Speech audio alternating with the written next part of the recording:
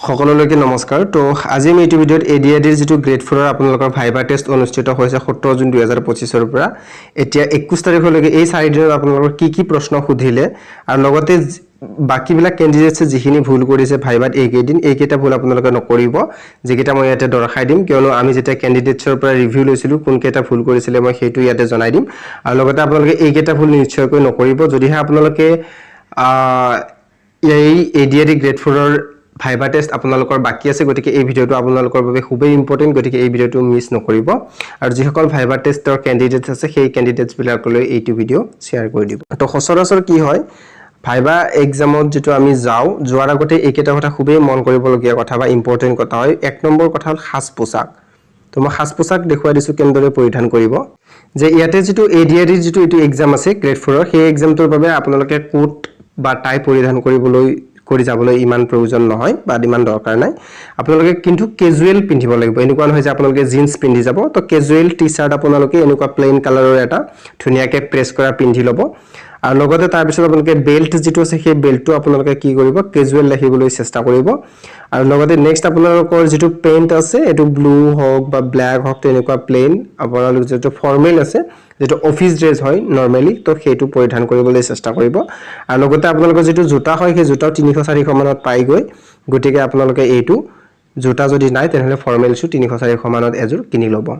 তো গটিকে এইখিনি আপোনালোকৰ যেটো ড্ৰেছ আছে এইখিনি চেঞ্জ হলে হ'ব বাকি আপোনালোকৰ ড্ৰেছ কোট বা টাই পৰিধান কৰাৰ কোনো ধৰণৰ প্ৰয়োজন নাই আৰু সাবচিকুন যাতে ড্ৰেছজোৰ হয় সেইটো মনত ৰাখিব নেক্সট হল আপোনালোকৰ যেটো নখ চুলিৰ যেটো কাটিং আছে আপোনালোকে নখ বা চুলি হেইবিলাক ছুটিকৈ কাটি যাব চুলি অলপ ছুটিকৈ কাটিব অয়েল ফয়েল লগাব আৰু লগাই পিনে আপোনালোকে ধুনিয়াকে ফনিয়াই যাব চুলিটো যাতে এনেকে ধৰণৰ উপৰতল হৈ না থাকে ইমান তো ধুনিয়াকে ফনিয়াই যাব এটা ডিসিপ্লিনত আপোনালোকে যাব আৰু 3 নম্বৰ পইণ্ট কি আপোনালোকে ৰুমত সোমোৱাৰ আগতে বা সোমোৱাৰ পিছত যিখিনি লব লগা সাৱধানতা এতিয়া ৰুমত সোমোৱাৰ আগতে প্ৰথমতে কৈ দিছো আপোনালোকে যেতিয়া ৰুমটোত এন্ট্ৰি কৰিব প্ৰথমতে দৰজাখনত আপোনালোকে নক কৰিব আৰু গলটো অলপমান উলিয়াই দি লাহেকৈ তো গলটো অলপমান লাহেকৈ উলিয়াই দি আপোনালোকে কি কৰিব may I come in sir বুলি বা may I come in madam বুলি আপোনালোকে ক'ব আৰু যেতিয়া আপোনালোকক ক'ব ইয়েস তেতিয়া আপোনালোকে ভিতৰলৈ সোমাই যাব আপোনালোকে এনেকুৱা নহয় যে গোটেই ভিতৰত মানুহজন সোমাই আহি ক'ব may I come in sir আপোনালোকে অলপমান গলটো অলপমান উলিয়াই দিব দৰজাৰ পৰা আৰু দৰজাৰ পৰা উলিয়াই দি আপোনালোকে may I come in sir যেতিয়া ক'ব ইয়েস ইয়েস কাম ইন বুলি ক'ব আপোনালোকে ভিতৰত সোমাই আহিব আৰু তাত ধুনিয়াকে থিয় দি থাকিব চেয়াৰখনৰ কাষত চেয়াৰখনৰ একেবাৰে ওচৰত যাবলৈ কোনো প্ৰয়োজন নাই ধুনিয়াকে যায় অলপ চেয়াৰখনৰ ওচৰত থিয় দিব আৰু থিয় দি পিনে তাৰ পিছত যেতিয়া বহিবলৈ ক'ব তেতিয়াহে বহিব আদাৰৱাইজ নবহিব তাৰ আগতে আপোনালোকে কি কৰিব থিয় হৈ ক'ব good morning sir good morning madam যদি হে গুড আফটাৰনুন হয় good afternoon sir good afternoon madam তাৰ পিছত যেতিয়া ক'ব ইয়েস প্লিজ সিট তেতিয়া আপোনালোকে বহিব তাত থ্যাংক ইউ ক'ব বহাৰ আগতে ক'ব thank you ma'am thank you sir যেটো কয় আপোনালোকে ক'ব পাৰে এখিনি নেক্সট আপোনালোকে যদি চেয়াৰত বহতে আপোনালোকে চেয়াৰত বহতে মই কলৱে thank you sir thank you madam বুলি কৈ পিনে আপোনালোকে বহিব বা সাৰে যদি কয় বহিবৰ কথা থ্যাংক ইউ স্যাৰ বুলি ক'ব যিজনে বহিবলৈ কয় সেইজনে যদি ফিমেল হয় থ্যাংক ইউ ম্যাম বুলি ক'ব এটা বহা যেটো পজিচন আছে মই সেইটো দেখুৱাই দিছো তো আপোনালোকে এনেকুৱা পজিচন বহিব যদি হে আপুনি মেল হয় তেনেহলে আপুনি এনেকে ধুনিয়াকে ষ্টেন্ডিংত বহিব পাৰে আপোনালোকে হাউলি নাযাব বহুতে কি হাউলি যোৱা দেখা যায় বা তেনেকুৱা কৰা দেখা যায় আপোনালোকে হাতখনে এনেদৰে থব আৰু এনেকে সিটিং পজিচন যদি হে এনেকুৱা পজিচন আপোনালোকে কৰি পোৱা ঘৰতে প্ৰেক্টিস কৰিব এনেকে ষ্টেন্ডিং মানে পজিশন থাকে মানে হাউলি না থাকিব যেনেকা হাউলি থকা দেখা যায় যদি আপোনালোকে ফিমেল ক্যান্ডিডেটস হয় তেনেহলে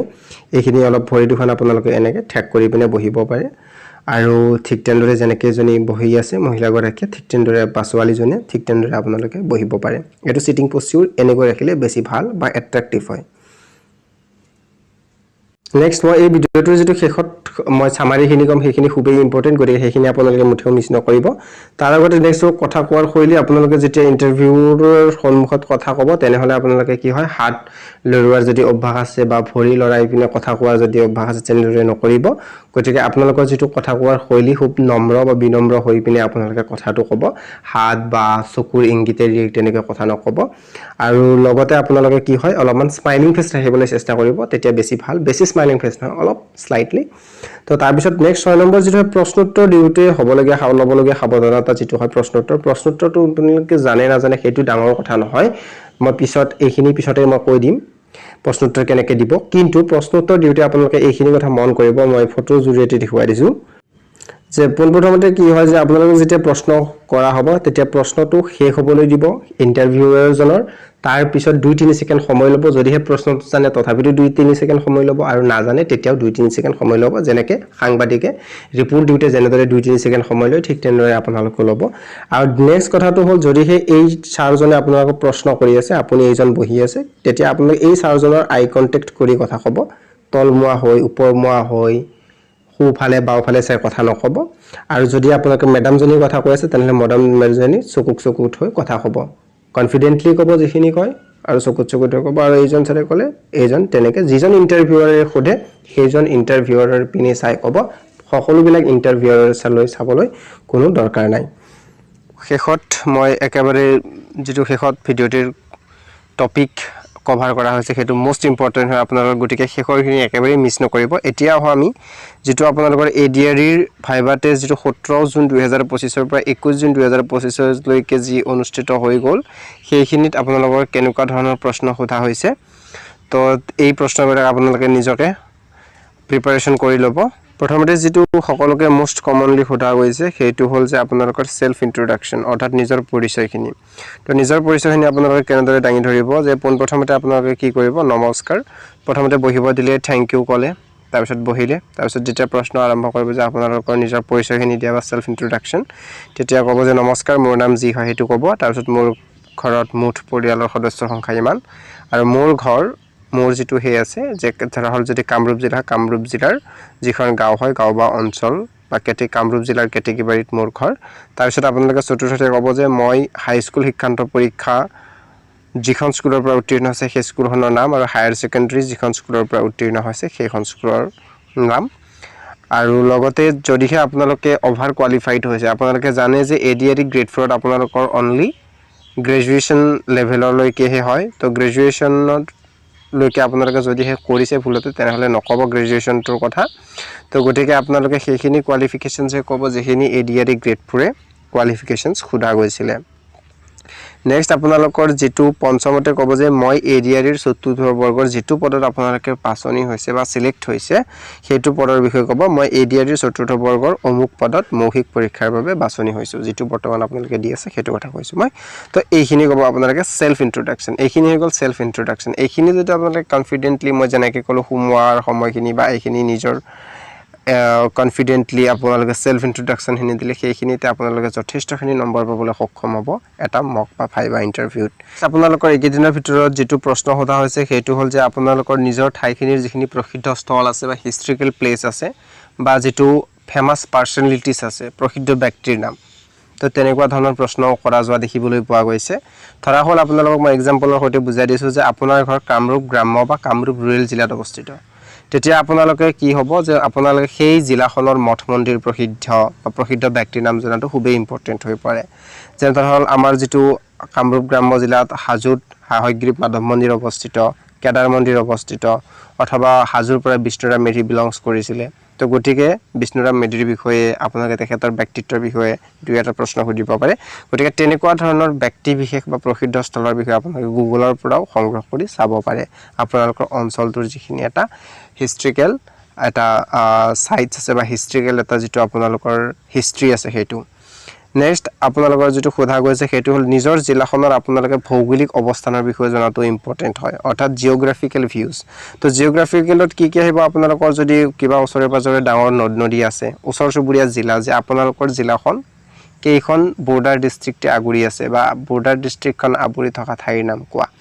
নেক্সট আপোনালোকৰ ৰাষ্ট্ৰীয় উদ্যান যে আপোনালোকৰ ধৰা হল যদি কামৰূপ আপোনালোকৰ ধৰা মেট্ৰপলিটনত অৱস্থিত তেনেহলে আপোনালোকে তাত যেনে দীপৰ বিল আছে তো দীপৰ বিলৰ বিষয়ে জনাটো ইম্পৰ্টেন্ট তো দীপৰ বিল কি বা দীপৰ বিলৰ বিষয়ে তো তেনেকুৱাকৈ অলপ চাই ল'ব কিবা কানি ইমান গুটেইগিলা প্ৰশ্নৰে যে উত্তৰ দিব সেইটো প্ৰয়োজন বা হেতু জৰুৰী নহয় মই শেষত কৈ দিম ইয়াৰে টিপস যেটো নেক্সট বিভিন্ন ধৰণৰ সংস্থাৰ মুখ্যালয়ৰ বিষয়ে সোধা গৈছে যেনে ওয়াৰ্ল্ড হেলথ অৰ্গানাইজেচন হু ইউনেস্কো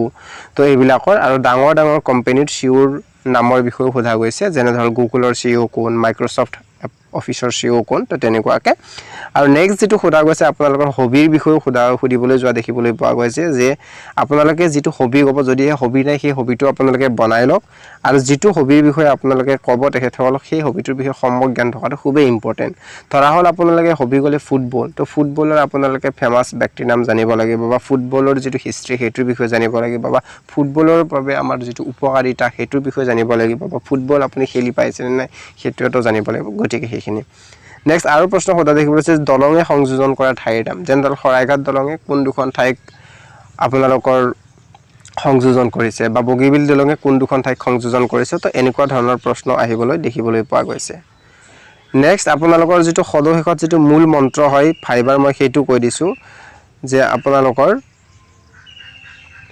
যেটো মৌখিক পৰীক্ষা হয় হেতু আপোনালোকৰ জ্ঞানৰ পৰিধি মাপিবলৈ নহয় ব্যক্তি আৰু তেখেতৰ ব্যক্তিত্বক জানিবলৈ হে কৰা হয় কাৰণ যেটো আপোনালোকৰ ভাইবা বা মক ইন্টাৰভিউ আপোনালোকৰ জ্ঞানৰ পৰিধি মাপিবলৈ নহয় জ্ঞানৰ পৰিধিৰ বাবে আপোনালোকৰ ৰিটেন এক্সামিনেচন 1 নম্বৰৰ অনুষ্ঠিত হৈ গৈছে তাত আপোনালোকে ভাল নম্বৰ এটা পাবলৈ সক্ষম হৈছে সেইভাবে আপোনালোকে সিলেকশন হৈছে আৰু তাৰ বাবে আপোনালোকক এই মৌখিক পৰীক্ষাৰ বাবে বাছনি কৰা হৈছে সেই মৌখিক পৰীক্ষাত আপোনালোকে যেহেতু এই চাকৰিটো পোৱাৰ পিছত পাব্লিকৰ লগত ইন্টাৰেক্ট কৰি থাকিব লাগিব গতিকে আপোনালোকৰ কি হ'ব মানুহৰ লগত সহজ সৰলভাৱে কথা ক'ব পৰাটো বা অংগী ভংগী ভাল হোৱাটো খুবেই ইম্পৰ্টেন্ট হয় মানুহজনৰ ব্যক্তিত্বটো ঠিক হোৱাটো খুবেই ইম্পৰ্টেন্ট হয়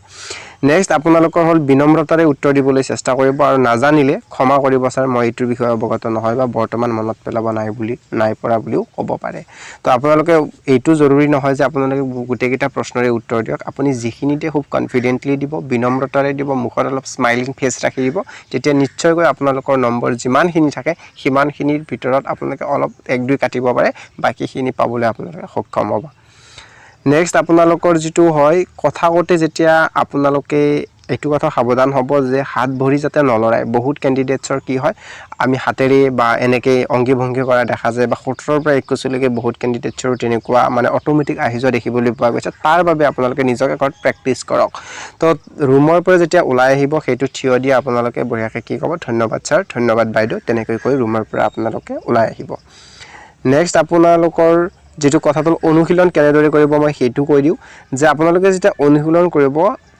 এক নহয় কোনোবা এজনক আপোনালোকে সন্মুখত বহাই ল'ব পাৰে নতুবা আপোনালোকে আইনাৰ সন্মুখত বহিও কৰিব পাৰে আইনাৰ সন্মুখত বহি পিনে আইনাত আই টু আই কন্টাক্ট কৰি পিনে ক'ব পাৰে তো গতিকে আমাৰ এই চেনেলটোৰ ফালৰ পৰা আপোনালোক সকলোৱে বেষ্ট অফ লাক থাকিল যে সকল বন্ধু বান্ধৱীয়ে ভাইবা টেষ্টৰ